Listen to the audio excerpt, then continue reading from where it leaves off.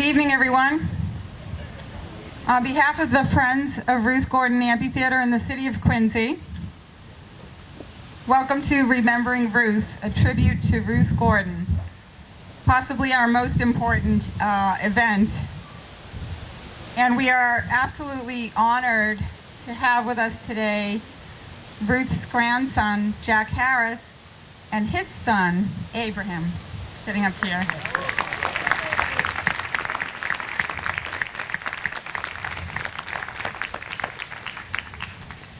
So without much further ado, the show is about to begin.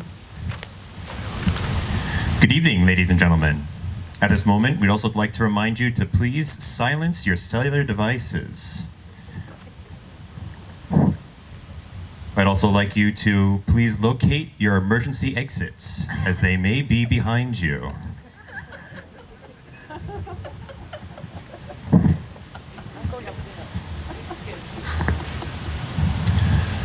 Morning has broken like the first morning.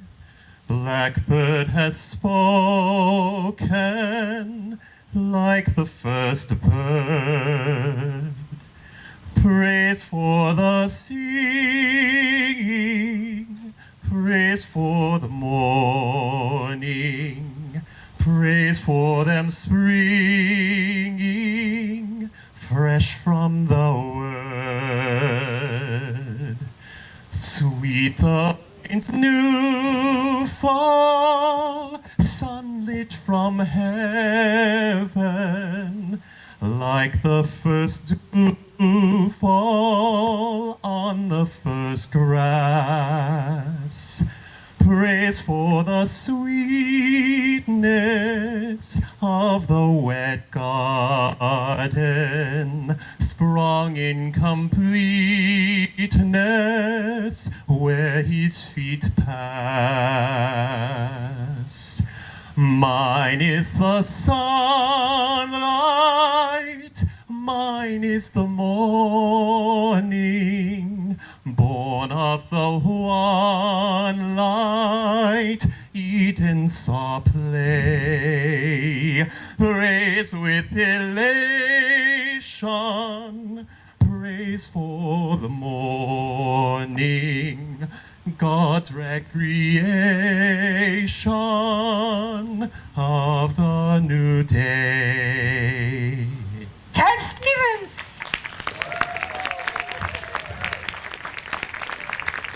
If you want to sing out, sing out. And if you want to be free, be free. 'Cause there's a million ways to be. You know that there are.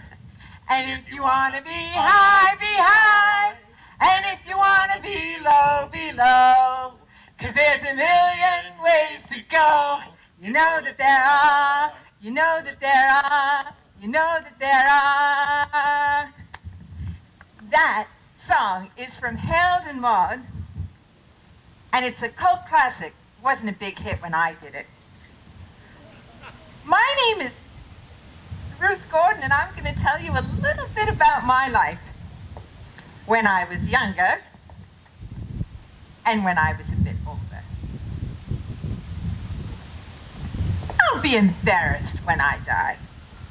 If you can't go down in a plane or drown or something like that, well, just disappear. If you can't do something with a dramatic flair. So, I just like to die in a nice way and not give anybody any trouble. I learned how to act from my first husband, Gregory. He died in 1926. I met and married my second husband, Garson, in World War II, and we've collaborated on writing a lot of films and plays, and he calls himself a polygamist because I'm so many people. I'm a stage actress, a film actress, a film writer, a playwright, a novelist, a homemaker, a mother. He calls me an organized nut. I'll also be embarrassed because there'll be a lot of things that I won't get the chance to do. It's kind of a disappointed when you have plans and stuff and they have to be scrapped. Well, anyway. I'm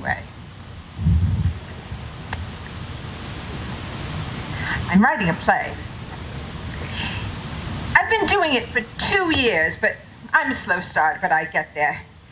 It's about all my experiences. I probably won't do it because I'm 80, but I decided to give it a try.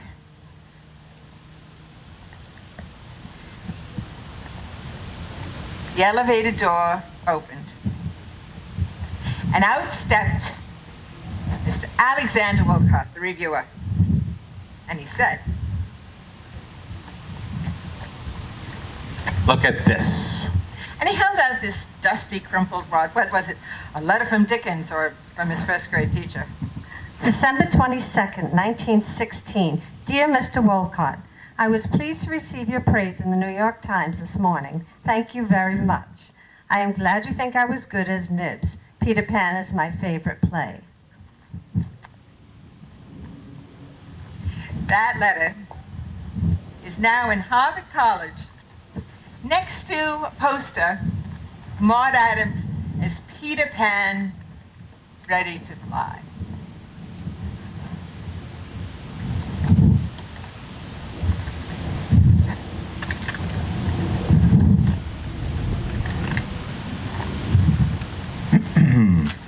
Dear daughter, Mama is walking better, but her arm doesn't improve. I hope you're getting along all right and having a little fun out of life. Write and tell us. Love, your father.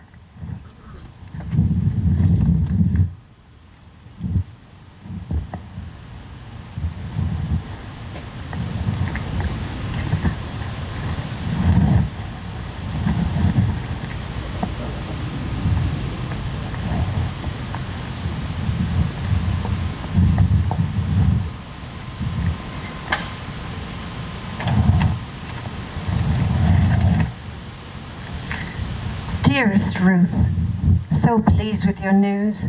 We just got the letter. I'm anxious to know how you are. Don't get your feet wet, dear. Here we're having a blizzard, snow and rain.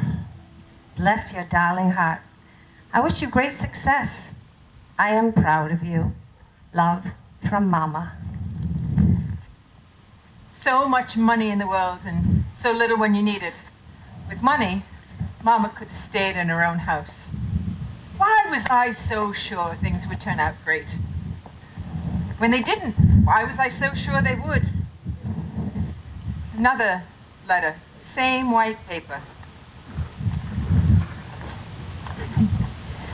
Be on stage at the Empire Theater at 11 Sunday morning for Peter Pan rehearsal.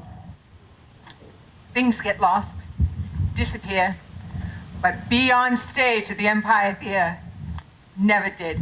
It stuck with me through boarding houses and touring hotels and my house on East 12th, our house on West 49th in the Edgartown. I never mislaid it.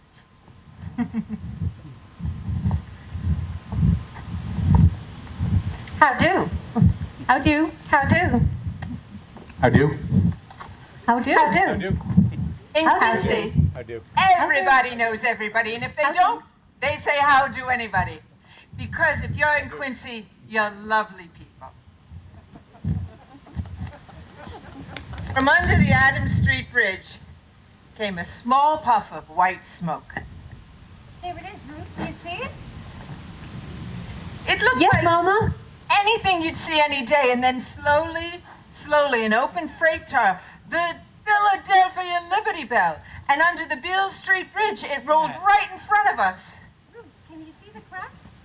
Yes, Mama. What did I want to see the crack for? 4 years old, and I knew what was going on around me was trouble. When I was 4, we moved around the corner to Marion Street. Mama moved in, Papa moved in, our cat moved in. I looked like I moved in, but I took off for Never Never Land, where everything is great. And nothing happens to you that happens to the other people next door. Next door was Mrs. Peggy Morehouse. And she gave me my first piano lessons.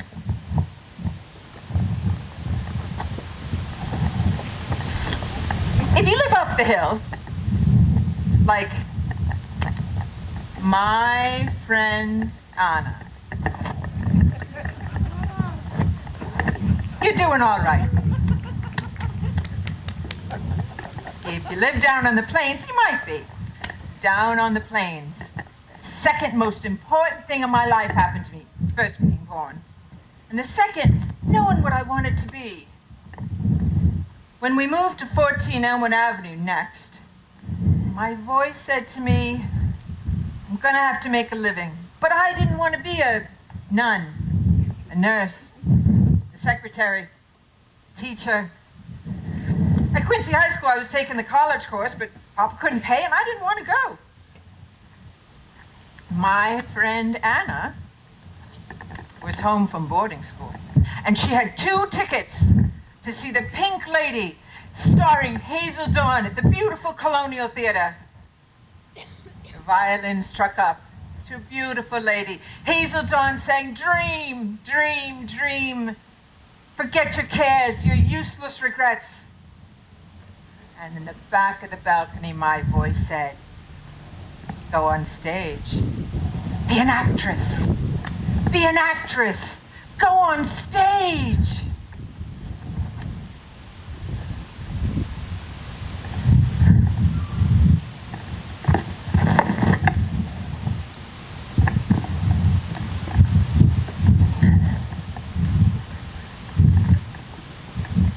Catherine, I'm not going. It's only high school. Aren't you the one who's wild to be an actress anyways? We were talking about the Quincy Drama Society. I don't know how. Well, Miss O'Neill and Molly Brown will show us how. Well, do they know? It's only high school.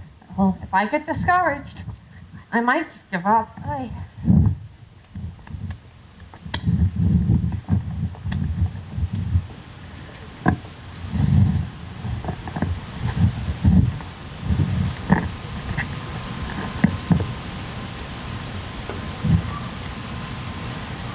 1914 is a good year to find oneself in an academy. Here will be our haven, said Mr. Sargent, the founder of the Canary Academy of Arts, as I quoted him. The class of 1968 laughed. Let us hope when the school year ends, this dread war will be over. The class of 1968 laughed harder. Look before you leap is good advice. But when you leap, pick a good one. For instance, who could have known I would have picked a school where Hazel Dawn's cousins went? The cousins threw a dinner party at Thanksgiving, and Hazel Dawn was there. She didn't know she changed my life, didn't know that I couldn't get up the courage to talk to her.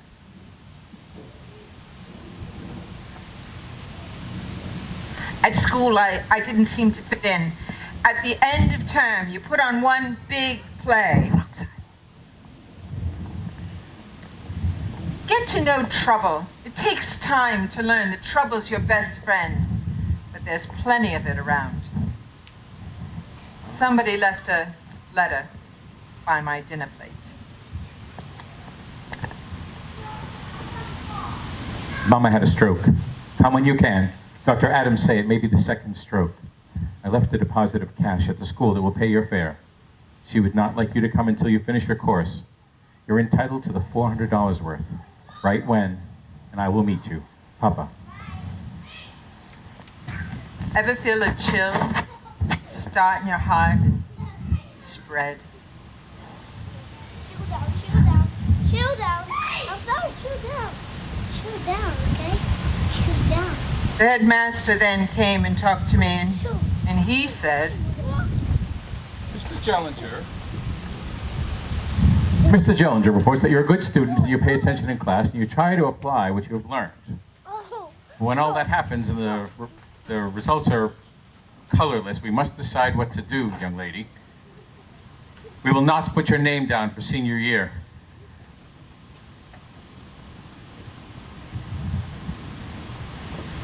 53 years later, the Academy awarded me a glass trophy. It wasn't worth $400. Never give up. Never give up seems easy, but it's not. Never give up might seem strange to tell those who haven't gotten started, but that's when you have to be warned. And when somebody tells you you're not suited, you're too tall, or you're not pretty enough, think of me and never give up. I won an Academy Award. I won a Tony Award for The Matchmaker. One of the actors asked me, what does it take to be successful? And I said, it's not enough to have talent. You've got to have the talent for talent. Ever since The Pink Lady, I'd looked for someone to show me how. The Academy hadn't. Maybe the closest I came was Wollaston. I went around the corner to Millwood Avenue, and there was a clipping from the Patriot Ledger. It said, Mrs. Ethel Malapredo is visiting her sister. I ran. Yeah. Does Mrs. Malapetro live here? What about? Well, I'd like some lessons. I hesitated. Didn't you hear me singing? I'm Mrs. Ethel Malapredo. You want to sing?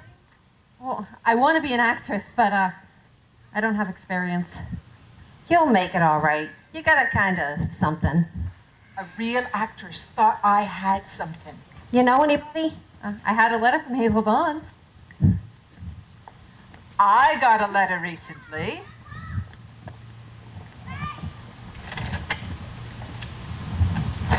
In Rosemary's Baby, I wanted to kill you. In whoever was on Alice, well, it was Geraldine Page who played Aunt Alice that I wanted to kill because she killed you. That's progress, you see? Decide to have intentions. Tap into your inner confidence. Don't face facts. Walk. Listen. Where are you? Maybe you're here.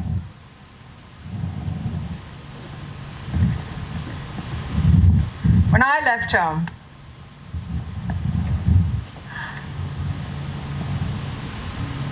Anna said, You know, did you ever really want to be an actress? Well, seeing The Pink Lady changed my whole life. Well, did you think right there in Colonial Theater you were going to be an actress yourself? I don't know. I knew then that I must be different. Before then, I thought I was just only peculiar. and Anna asked me, if there was some reason I hadn't told my father I wanted to be an actress.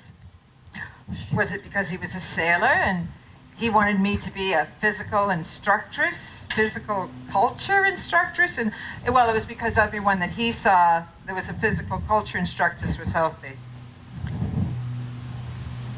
My father looks like no one in Wollaston. I don't know why he just doesn't. He wears suits that are nondescript in color and shape. He gets them from Leopold Morse, and they're too large for him, and his shirt juts out as Adam's apple and juts out against his chin.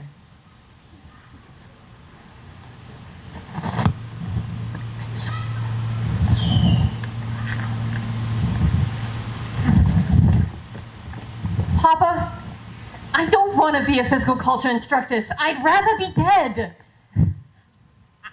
I want to go on stage and maybe be roving like you felt. Papa, I want to be what you want me to be, but it's as if you're asking me to be a giant, and I'm not a giant. And I'm not a physical culture person either. Papa, I never stood up to you before, but What makes you think you want to be an actress, huh? What makes you think you want to be an actress? You got to deliver the goods. I know that. Every time I was in port, I took in whatever attraction was playing. I know the world better than you do. I ran away from home because the people that raised me up were terrible people, awful people. One Christmas night, I just ran away, went to New Bedford, signed up for a ship, and took on as a cabin boy.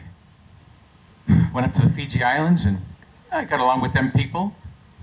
Traveled up to the Baltic and ate a bowl of rice with the Chinese. My mother killed herself in a Boston boarding house when I was 2 years old because my father ran away with a woman. Gee, Papa, gee. I'll be bitter. I'll be bitter till the day I die, Ruth, but the time comes my child goes away. I'm going to try to grease the wheels for her. Mother, get me my spyglass off the mantle. I'm going to give it to you, Ruth. I want you to take it to Captain McCabe, 22 South Street. When you get to New York, you give it to him. He's going to give you $100 for it. Oh, Papa, it's your spyglass.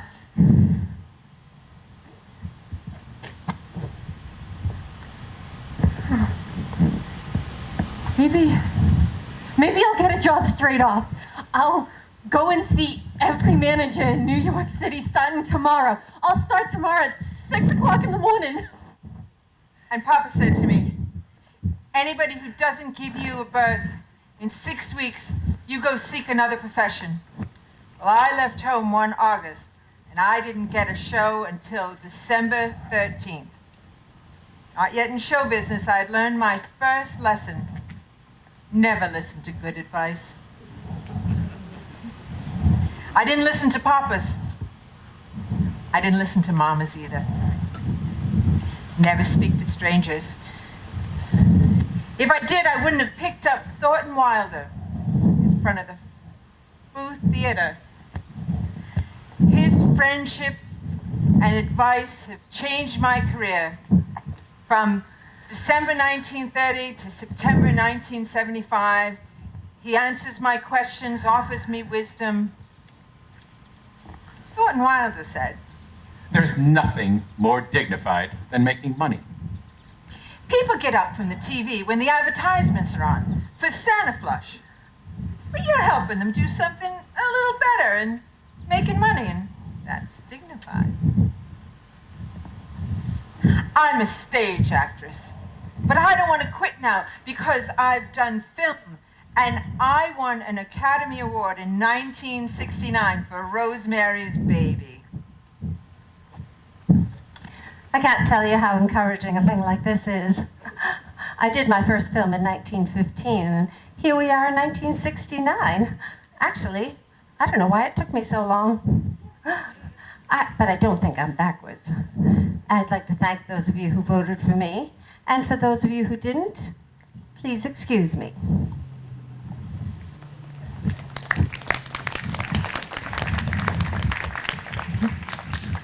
When I left home in 1915, I took the railroad from Wollaston to Boston.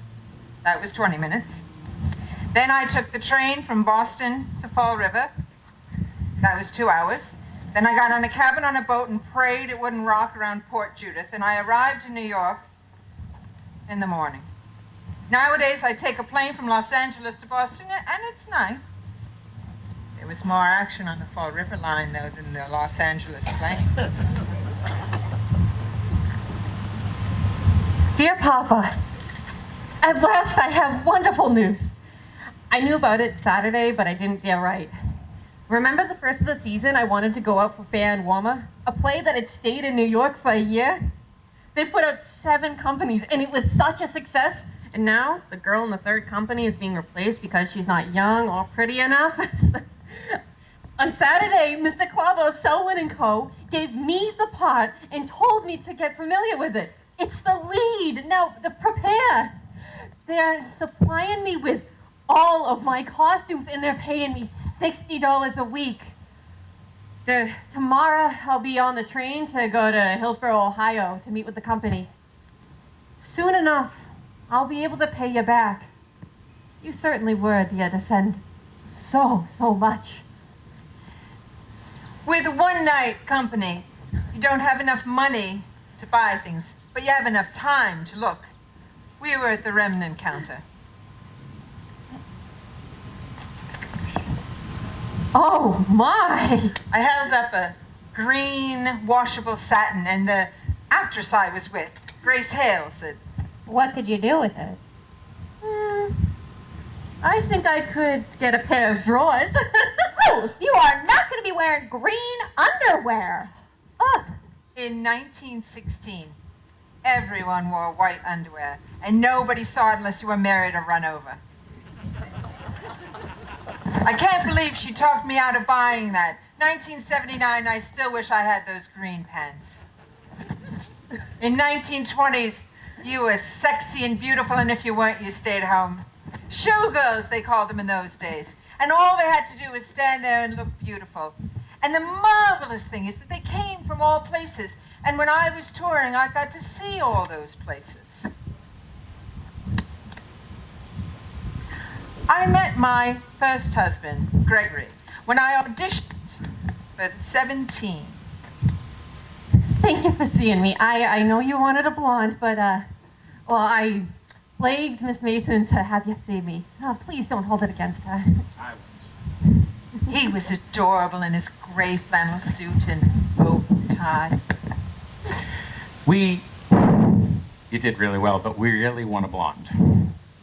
After they told me I hadn't gotten the part, he phoned.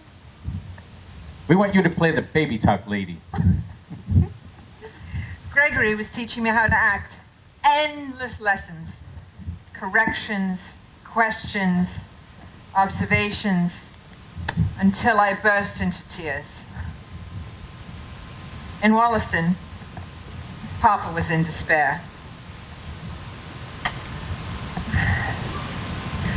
Dear Papa, 17 opened here tonight, and I guess everyone wished I hadn't. The house was very enthusiastic. It's funny to be in Boston with you and Santa Rosa. Papa had moved to California when Mama died.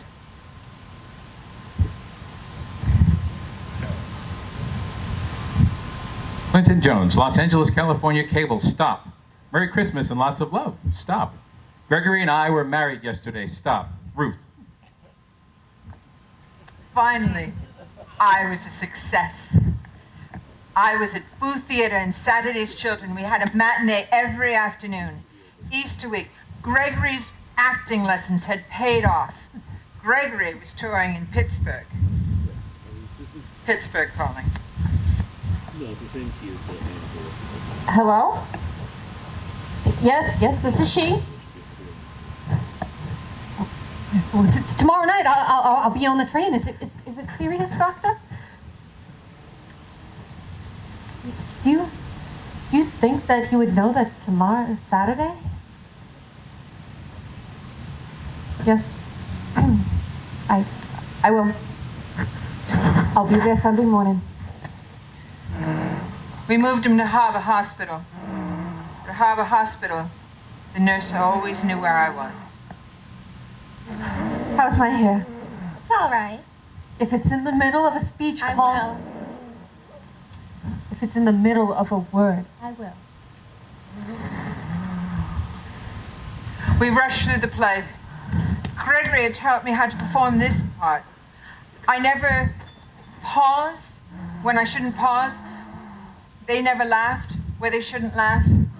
On 8th Street, we ran through, like a fire engine, ran through every red light. Under an oxygen tent. Gregory struggled for breath. For air that we take for granted. For the air that wouldn't come.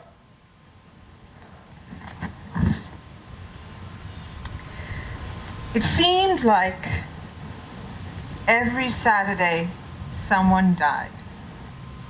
Mama died in East Milton on a Saturday, and Gregory died in New York on a Saturday.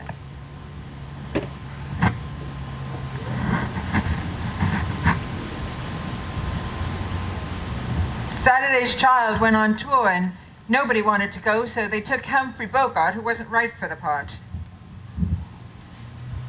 It tells you how it went, that I wrote a letter, and it said, "We opened in Boston," and then I talked about a trip to Wollaston.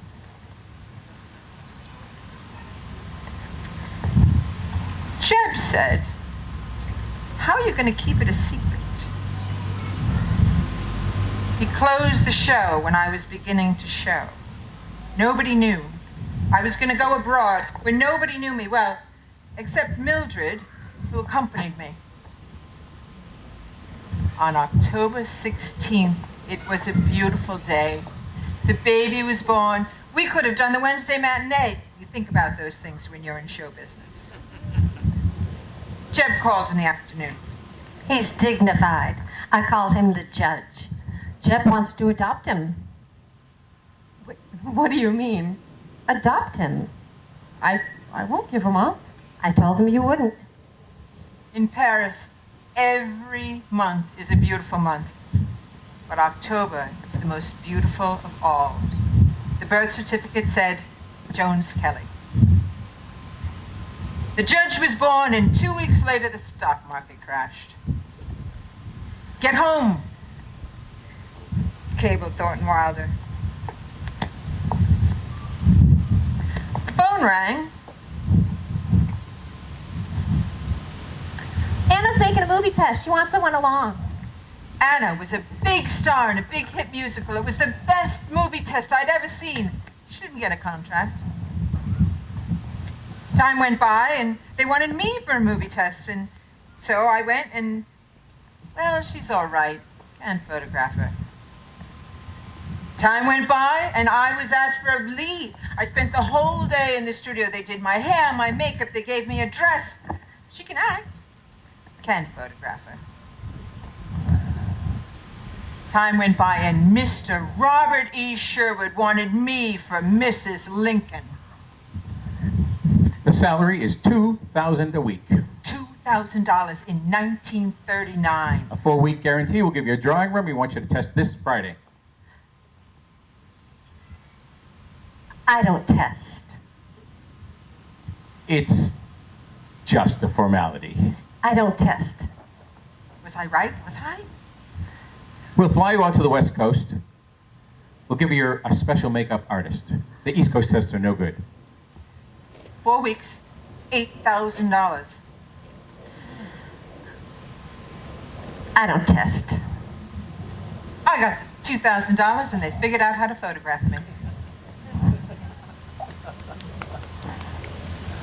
I told Thornton Wilder about Garson, and he wrote me a long letter. He knew him, liked him, thought he was brilliant. Garson was a successful movie director. I hadn't done anything successful in how long? I was 45. He was 29. What dreadful agony lay in store. And in a moment, he could get called up for orders. Chekhov play. Ran brilliantly till early July. Garson, in his second lieutenant's uniform, explained the play and then said, This is my wife, Natasha. Laugh for her the most.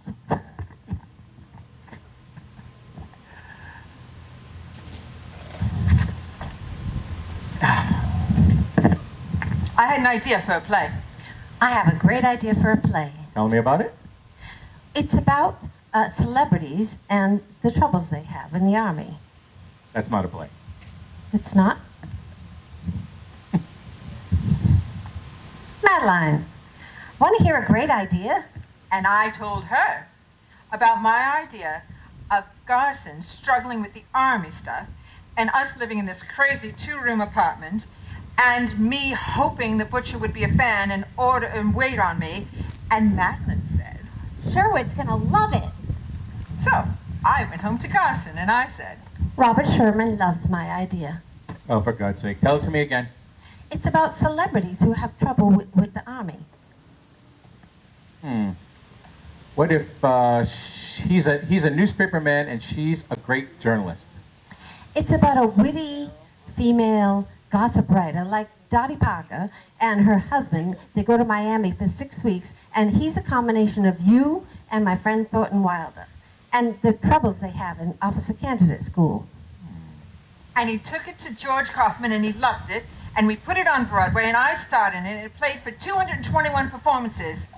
But before that, Garson got his orders. And the last thing he said to me was, Write the play from your diary and your Atlantic Monthly pieces.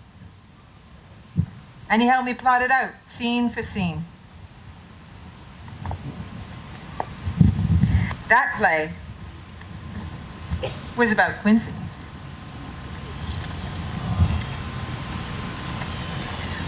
One dark October morning, horse-drawn buggy pulled up in front of 41 Winthrop Avenue. Dr. John Alexander Gordon got out, threw a round granite block on the floor, threw the leather strap over the horse. Upstairs, Mama was having trouble. And Dr. Gordon said, I'll try to save the mother. Papa named me after the president's daughter, Ruthie Cleveland, and of course, after Dr. Gordon, who'd saved Mama and brought me into the world. In Quincy City Hall is my birth certificate.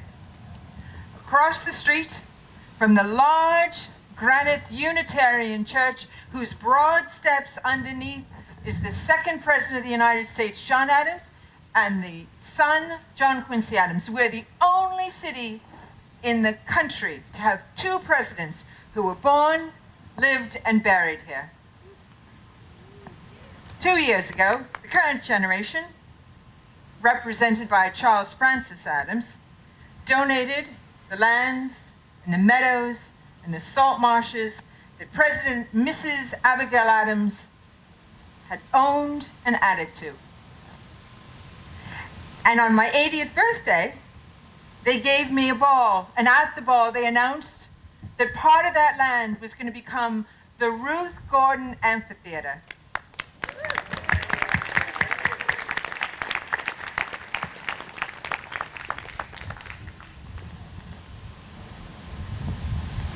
The play that I wrote about Quincy was called Years Ago, and it got turned into a movie called The Actress, starring Spencer Tracy, and that led to Gordon and I writing films and getting Academy Award nominations for Adam's Rib and Pat and Mike that Katharine Hepburn and Spencer Tracy starred in, and George Cukor was directing, and Garson and I were doing all right.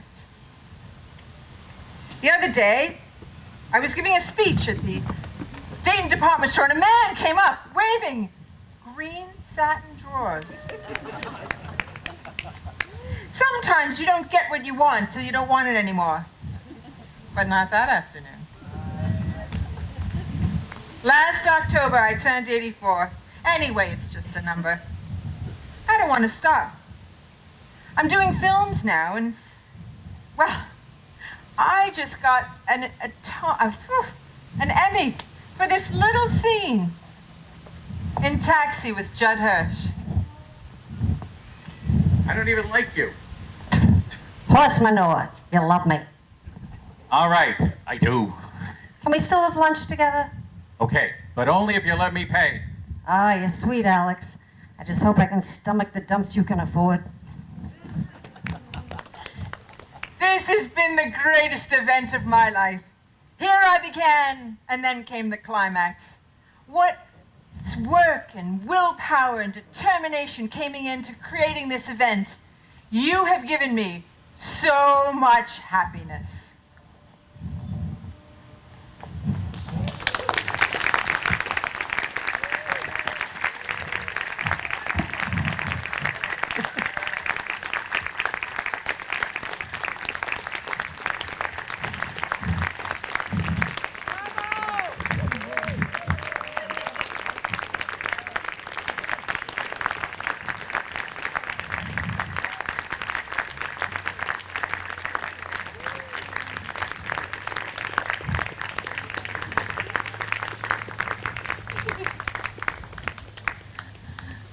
That was amazing.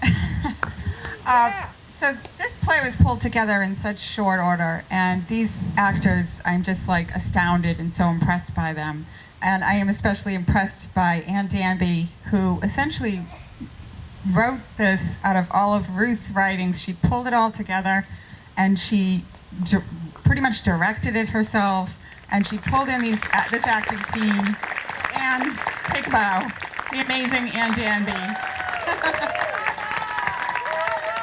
We love her. We feel so lucky to have her. And I just want to introduce our other wonderful people. Marcus Johnson, whose song was incredible. Ed Krasnow, amazing, very talented actor. Sheila Kelleher, Nick Awalt, and Sean Meehan. Thank you. And now I'd like to bring up someone very special. She was one of the first women and the first people to stand up for our amphitheater. She's incredibly brilliant and an incredible writer, and I could go on and on, but welcome Maggie McGee.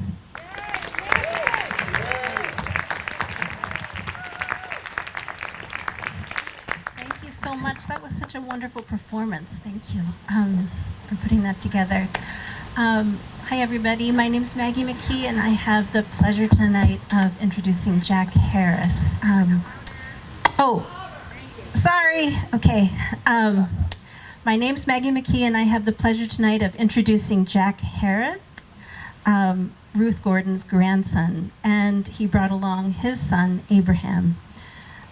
Jack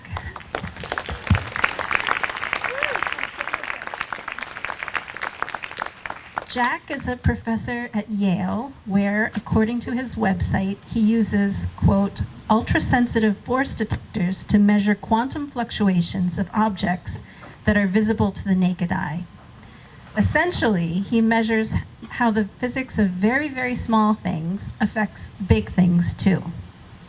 In a way, tonight is an example of that on a human scale.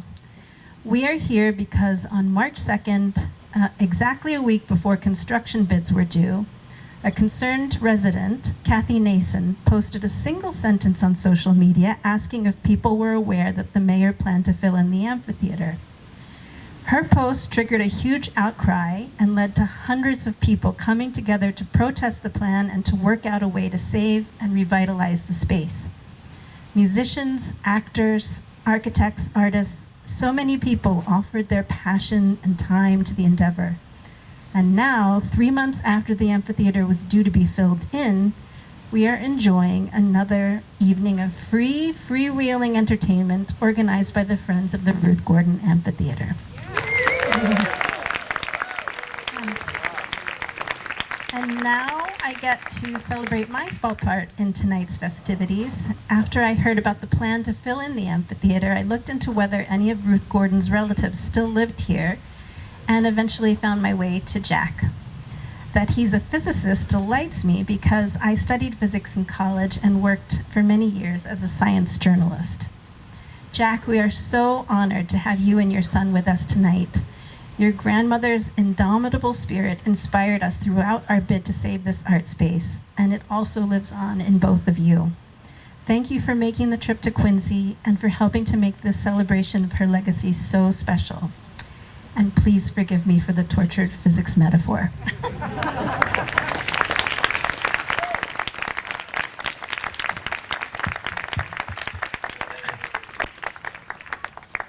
Well, hello. I can tell you this is very intimidating.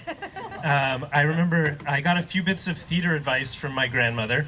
One was that in theater it was very well known that you never wanted to go on stage just after children or animals, because you could never top what the audience felt about those. And I have a similar feeling going on after the performance of Ann Darby's play and the amazing scenes that you saw, many of which I heard sort of firsthand from my grandmother and remember them well. The spyglass, I still have. Oh, yeah! Yeah, that survived. It never had to get pawned, and it didn't make its way to me. It still has the handwritten note from her father attached to it, and it's you can read it. And he wrote a few things about the history of the spyglass that would add to its value at the pawn shop that he was sure she would have to take it to.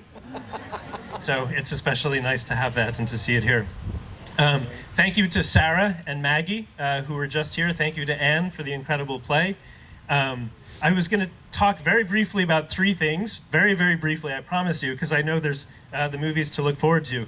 The first thing is that sometimes people ask me, what was my grandmother like? And I have to admit that all my memories of her are childhood memories. I knew her when I was a child, but she was warm. She was funny. She was mercurial. She was never at a loss for words. She was often quiet, but when she spoke, it captured the attention of the entire room, and it was always memorable. She was full of wonder. the things that would like make her eyes light up and get her excited were really wonderful, and it made it easy to connect with her as a child. I loved her house. It was full of funny old nooks and crannies where you could find all kinds of curios, one of them being the Oscar statue, but also just lots of, sort of grandparents' relics. When I would see her on TV or in movies, it was her. So like when you see her performing, that's very much what she was like. That was really her spirit. She had charm.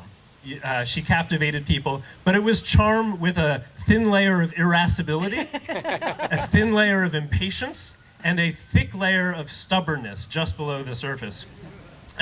This is true when you see her as Clint Eastwood's mom in Every Which Way But Loose. This is true when you see her as Grandma Pesh in My Bodyguard, which is the movie I remember seeing in theaters when I was little. When you saw her on Taxi, those are like, it was acting. She was a great actress, but it was also very much who she was every day. And I would say that Harold and Maude is maybe the role in which you see the most of her. So looking forward to seeing that tonight. One more thing that I wanted to say about her was the delight she took in mischief, and especially mischief on the side of right. And so when I heard from Maggie and Sarah the story of this place and the troubles that it was going through, the surprise plan for its erasure, the outpouring of opposition to this plan from the people who loved this place, the clearest picture I had in my mind was of her huge smile at the story that was unfolding beneath her. She would have been so happy to hear this, to hear what unfolded here. And I strongly suspect that she would love to write that story as an epilogue to those plays, to Years Ago and to The Actress. This would be the epilogue that she would write to those stories. Okay, so one very last point. Those were two-thirds of the way to the movie. The last point that I wanted to say was that, and in addition to my grandmother, we're here to celebrate the longevity of this theater and the role that it plays in the artistic life of this community. And that's a big thing to celebrate. I didn't go into the arts. I became a scientist, but I am 100% certain that my arts education, such as it was absolutely central to a career as a scientist. And so while we hear a lot about the importance of STEM education, and that's all great, it's not in STEM that we learn how to connect with other human beings. It's really the arts that teaches us how to connect with other people. And in every profession, whatever you go into, you have to connect with other people. You have to learn whether it's an audience of 1 or an audience of 100. You have to learn how to connect with people. And my arts education was mostly in community theaters. And every day when I'm teaching now or mentoring young scientists, I draw on what was taught to me in those community theaters by the people who had devoted themselves to arts education.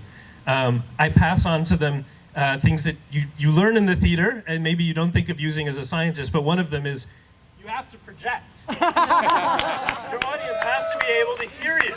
Yes. You know what's going on out there. You have to be interested in what you're saying. The audience will never be more interested than you. So even if you're playing it cool, be interested in playing it cool. And lastly, think of how to keep your audience wanting to know what happens next. What happens next is Harold and Maude. I'm very much looking forward to seeing it and to seeing it with all of you. And thank you so much for keeping this theater alive and for keeping my grandmother's words alive.